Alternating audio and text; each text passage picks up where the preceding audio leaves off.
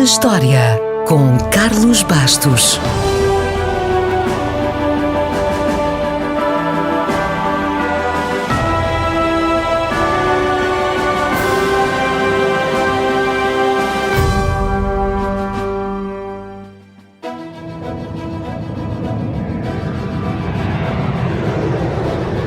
Foi a 26 de novembro de 2003, um mês depois do seu último voo comercial, que o Concorde se reformou oficialmente.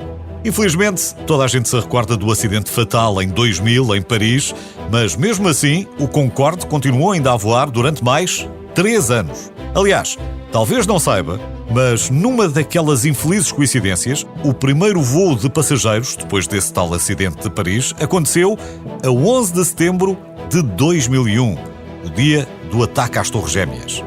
Ironias do destino à parte, a ideia do Concorde começou a nascer em meados do século XX, quando companhias americanas, francesas, inglesas e soviéticas começaram a sonhar com a criação de um avião supersónico de transporte de passageiros. Rapidamente todos perceberam que os custos eram astronómicos e o governo inglês e francês decidiram juntar forças e carteiras. Curiosamente, há quem defenda que foi essa aproximação que trouxe o Reino Unido para o projeto europeu.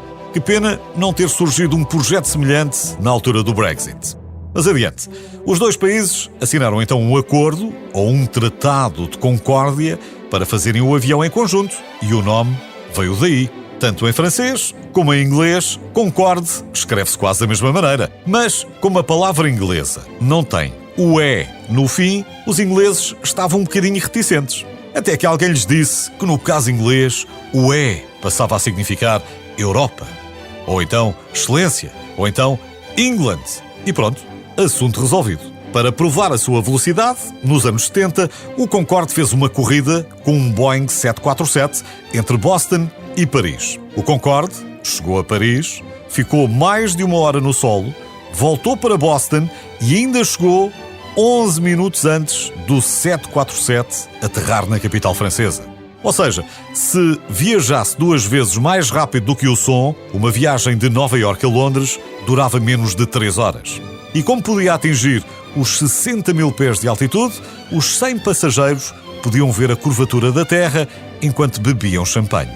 Claro que tudo isto tinha custos enormes para o ambiente, mas o Concorde também salvou muitas vidas ao transportar rapidamente órgãos humanos de um lado para o outro do oceano. E só não andava mais depressa porque a velocidade máxima era limitada pela temperatura e não pelos motores. É que em Mach 2 o atrito aquece a fuselagem quase ao ponto de amolecer, que não é uma coisa boa para um avião. O Concorde teve os seus prós e contras, mas ficou para a história. E apesar de tudo, não deixa de existir um certo sentimento de retrocesso quando pensamos, no século XIX, Júlio Verne achava que, na loucura, se podia dar a volta ao mundo em 80 dias. Um século depois, o Concorde foi o primeiro a dar a volta ao mundo em 30 horas. E hoje, não temos nada que se aproxime sequer do seu recorde.